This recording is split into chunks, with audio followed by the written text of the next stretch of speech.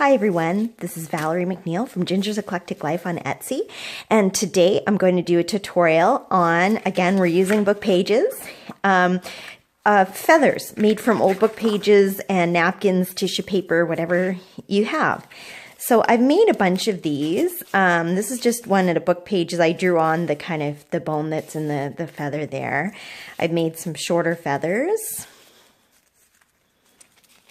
some chubbier feathers, some plain, and this is a longer feather that I've made. And today we're going to make some of these feathers, have lots of fun, and I'll show you what I do. And it's a great way to use up those old book pages. I find it almost sacrilege to rip up an old book. I always feel a pang of guilt when I do it, but I feel less guilty now because I'm finding all kinds of ways with decoupage and just making ephemera for my junk journals and little things to tuck into my junk journals with them. So they're not going to waste per se, which makes me very happy.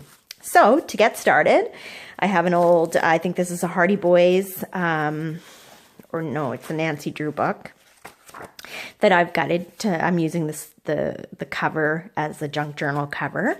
I love these pages, they're a nice thickness. But you can use pages from any book that you have, music sheets, anything that comes from an old book. Or you could also use scrapbook paper to use these, any type of paper you have. I just happen to be using up my scraps. So I take 2 pages, I rip these out of the book. I think I've got an extra one there. The bicycle clue. It said the bicycle clue on there. Okay, so what I'm going to do is take my, you guessed it, my handy dandy Mod Podge and my paintbrush, and I'm just going to, you can use regular glue for this too. I just happen to have be using Mod Podge for this project anyway, so I'm going to go ahead and use that to glue my 2 pages together. Now, I tried doing these using one book page, and I found that my feather was quite flimsy, so I thought I'm going to put 2 together, and I get a little bit of a sturdier flower out of that. So I'm just going to put these together. I'm going to just put it aside to dry. I have another one that I did earlier here.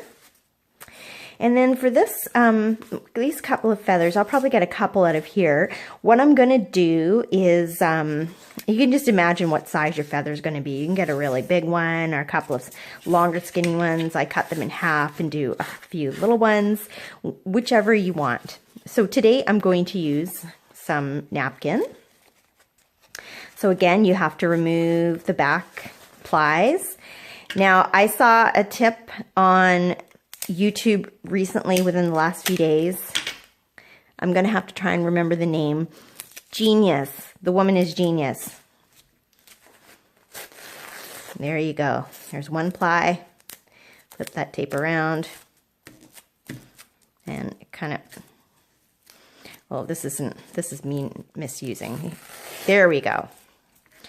So see how easy that is? I've seen people trying to blow them apart. I try and pick them apart, try and tear them a bit.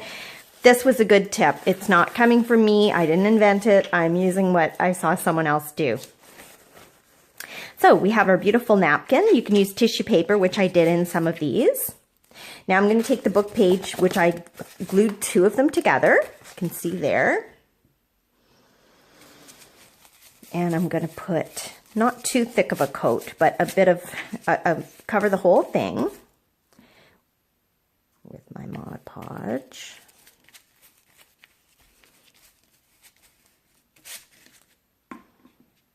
Okay. Got my napkin.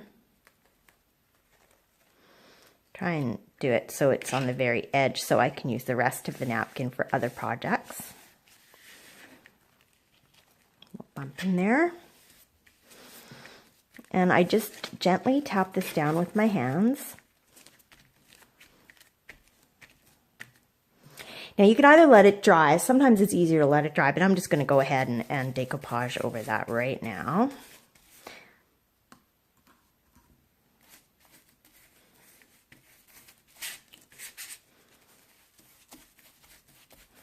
And I just spread it around. so it's not too thick. Oop, it's flying all over the place. So what I'm going to do is I'm going to go ahead and set that aside to dry.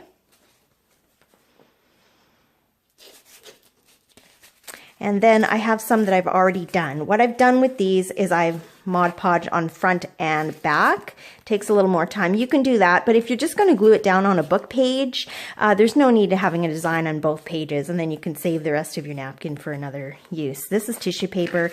This one's a napkin. So for this one, I'm going to roughly cut it in half because I'm going to get 2 feathers out of here. Doesn't have to be perfect, and this is a really easy way to make these feathers. It's quick and doesn't take a lot of time. There are other ways, there are better ways. I don't claim to do the best ones, but this is how I do. So I'm going to fold this in half. So I cut the book page into 2 pieces, and then I'm going to take one of the pieces, I'm going to fold that in half, and then I'm going to cut the outline of the feather. I like to put a stem, so I've got a bit of a stem in there, and then I'm going to kind of put that curve. Then at the top, the curve that kind of brings the feather to a point. You can make this as steep or as rounded as you want. You can make some little curvies in the flower, or I keep saying flower, what I mean is feather. When you hear flower come out of my mouth, think feather. Okay, so we're gonna put that aside. And so we have that. So we're gonna keep it folded. And by doing this, I don't have to cut little slots down on each side. I just do it once. Saves time. So I'm going to start by just going down the whole edge, making little cuts. Now I'm not going to get too close to the spine because then my flower will be really flimsy and easier to fall apart. I don't know, maybe I just said flower there again. Something wrong with me today, folks. Bear with me.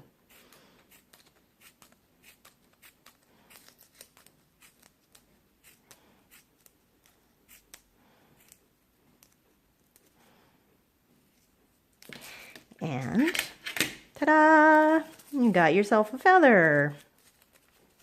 And then you can rough these up, like you can, because feathers aren't always perfect when you find them. You can rip, you know, some bits out. I kind of go and do, like, cut out some pieces just by going like that. You can round pieces. Just kind of like that, so it's a bit raggedy. And there I have a really cool feather. So I'll make one more. This time I'm going to make a fuller feather. So I just have this half piece of book page. But again, 2 book pages glued together. And I'm going to go ahead and fold that down the center. I'm going to make a stem. Try not to cut my fingernail off there. And like this. This is going to be a more voluptuous feather, I think. You could make I was thinking you could make leaves out of like this too. But I'm going to do my feathers. So, it's going to be kind of a chubby feather, but that's okay. I think it'll look cool. And again, we're just going to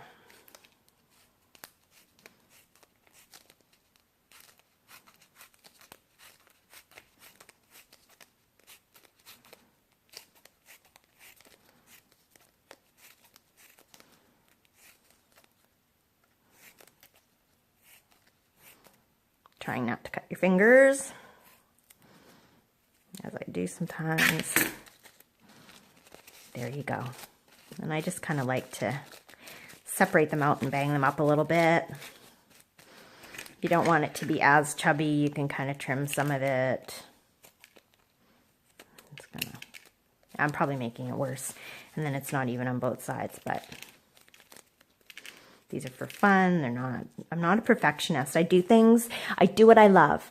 And if it comes out less than whatever someone else's idea of perfection is, that's okay. I'm fine with it. And then I'm just going to go in and cut little bits. You can tear out some of them where you get a space, kind of real little feather parts missing. Oops, I took too many out of there, but you get the idea. There you go. You can make 2 little ones out of this half piece as well. I'll show you that. So you can cut it down, make whatever size book pages you want. You can cut them down. You can put stuff on both sides or just on one, whichever works better for you. But you can see how fun and easy it is to get a bunch of these together and just start chopping. It's really therapeutic. This would be a little baby feather, maybe not quite so chubby there. And again, I leave both sides folded together. My hands are full of glue and decoupage glue right now. And then I'm just gonna make little sound effects.